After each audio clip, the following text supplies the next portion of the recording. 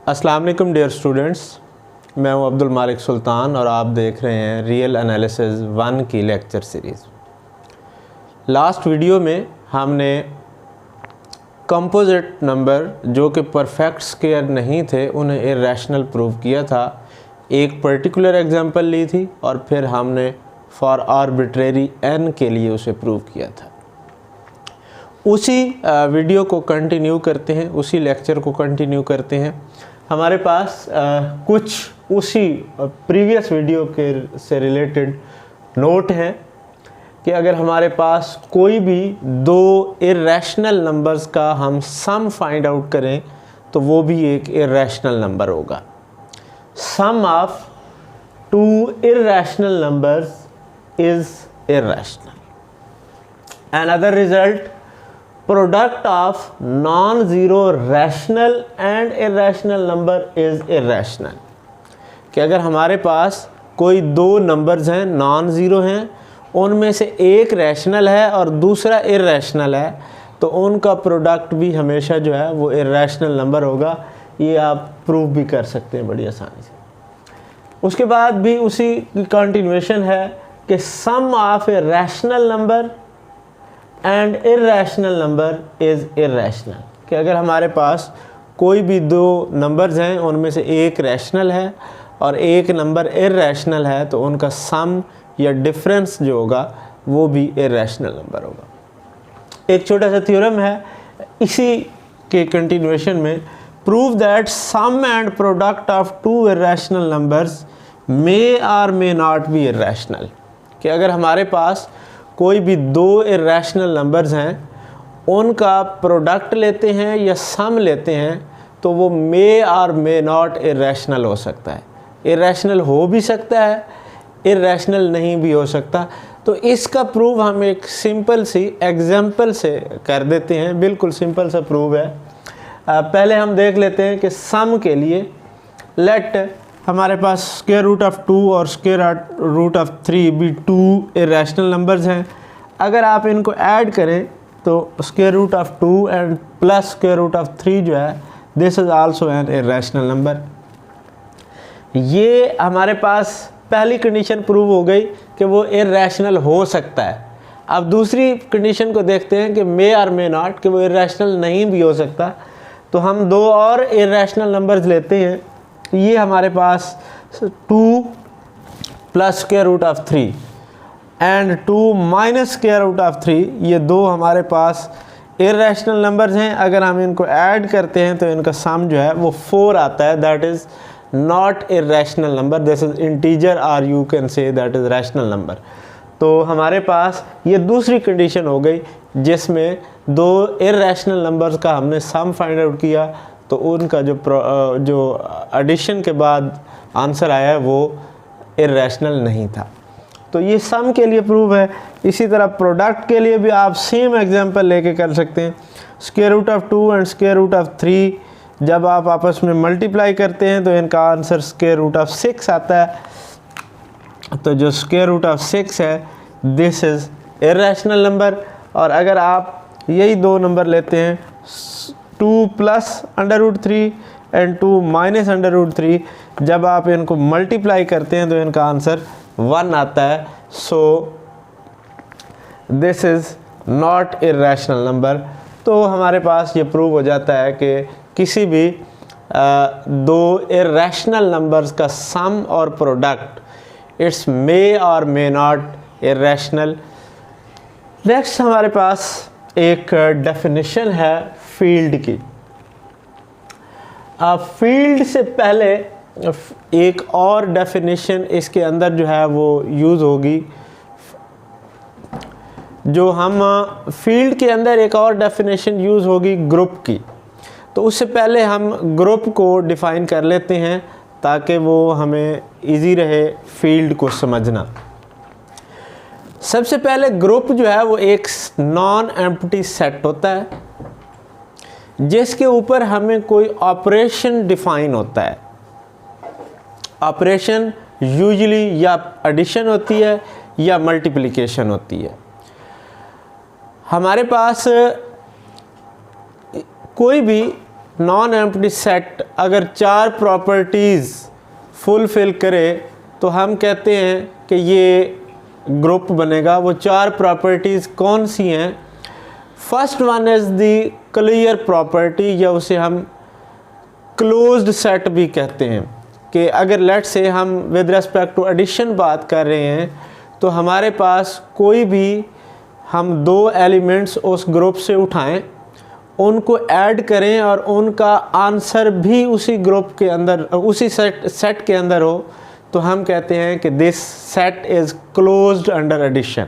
कोई भी 2 उनके उस सेट के एलिमेंट्स लें, उनको ऐड करें। एडिशन के लिहाज से अगर हम बात कर रहे हैं, अगर मल्टीप्लिकेशन के लिहाज से बात कर रहे होंगे तो डेफिनेटली फिर हम उनके मल्टीप्लाई करेंगे और उनका आंसर उसी सेट के अंदर होना चाहिए। This is one the first property that is called clear property.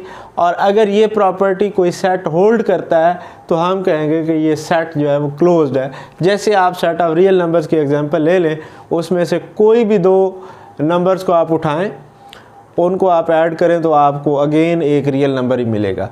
इसी तरह अगर उनको आप मल्टीप्लाई कर लें तब भी आपको एक रियल नंबर मिलेगा। So set of real number is closed under addition as well as multiplication. Second property is associative law. Associative law is well known law, आपको पता है कि वो क्या होता है। उसके बाद थर्ड वन है आइडेंटिटी प्रॉपर्टी। आइडेंटिटी प्रॉपर्टी क्या होती है कि आपके पास उस सेट के अंदर एक ऐसा एलिमेंट होना चाहिए जो किसी भी दूसरे एलिमेंट के साथ ऑपरेट करें तो वो दूसरा एलिमेंट आंसर आना चाहिए। मसलन अगर विद रिस्पेक्ट टू एडिशन आप बात कर रहे हैं तो एडिशन का जो आइडेंटिटी एलिमेंट है वो 0 है। 0 को आप किसी नंबर के अंदर ऐड करते हैं तो वो नंबर चेंज नहीं होता, आंसर वही नंबर आ जाता है। और अगर आप मल्टीप्लिकेशन की बात कर रहे होंगे तो मल्टीप्लिकेशन में आइडेंटिटी एलिमेंट जो होता है वो 1 होता है। आप 1 को किसी भी नंबर से मल्टीप्लाई करते हैं तो वो उसकी वैल्यू चेंज नहीं होती, वही आंसर आपको मिल जाता है। उसके बाद फोर्थ प्रॉपर्टी जो है वो ये होती है कि हर एलिमेंट का इन्वर्स एग्जिस्ट करना चाहिए। इन्वर्स एलिमेंट क्या होता है? अगर ए और बी 2 एलिमेंट्स हैं, उनको आपस में ऑपरेट करें, आंसर आइडेंटिटी एलिमेंट आ जाए तो हम कहते हैं कि ये 2 एलिमेंट्स जो हैं वो एक दूसरे के इन्वर्सेस हैं। मसलन रियल नंबर्स की बात कर लें तो अगर मैं 5 एक एलिमेंट लेता हूँ तो डेफिनेटली उसका जो मल्टीप्लिकेटिव इन्वर्स है वो 1/5 होगा, और अगर एडिटिव इन्वर्स की बात कर रहे हैं तो वो -5 होगा।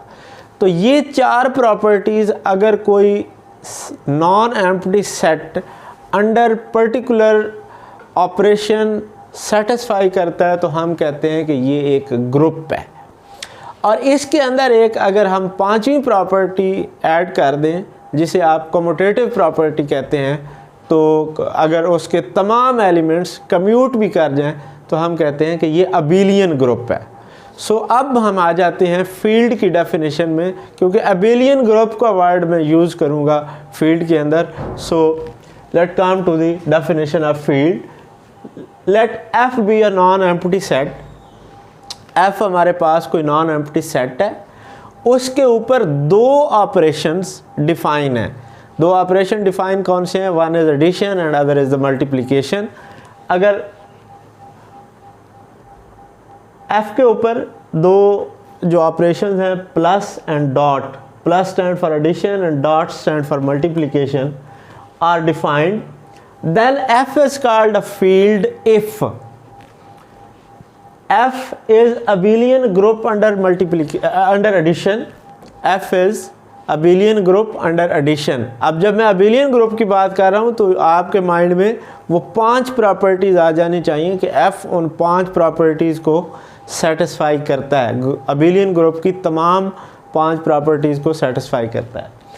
Second one f -0। अब देखें अगर f abelian group under addition है तो उसमें डेफिनेटली 0 होगा, क्योंकि 0 एडिटिव आइडेंटिटी है और एडिटिव आइडेंटिटी ग्रुप की तीसरी प्रॉपर्टी है, उसका होना लाजमी है।